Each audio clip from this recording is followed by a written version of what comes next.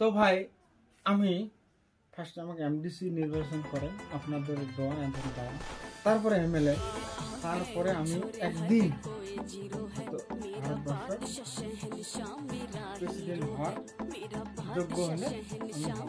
কিন্তু আমার একটা কথা, কেন আমার মুসলিমের উপরে এত অত্যাচার? বলছে গরু খাওয়া যাবে না। আমি অর্ডার দিলাম আপনারা গরু দিনে রাতে যত খাবেন মনে খাওয়া দেন। রমজান মাস হচ্ছে ভাই, আপনারা সারাদিন রোজা রাখি রাত্রে গরু খাবেন। কি করে আমি বুঝবো? পুলিশ মালিক, আমি পুলিশের উপরে নির্ভর করে অর্ডার দিছি আপনারা খাইয়ে দেন। তো আপনারা কি জন্য গরু না খাবেন? গরু খাবেন ভাই, টাকা লাগলে আমি টাকা দেবো বাল্টি বাল্টি ভরা।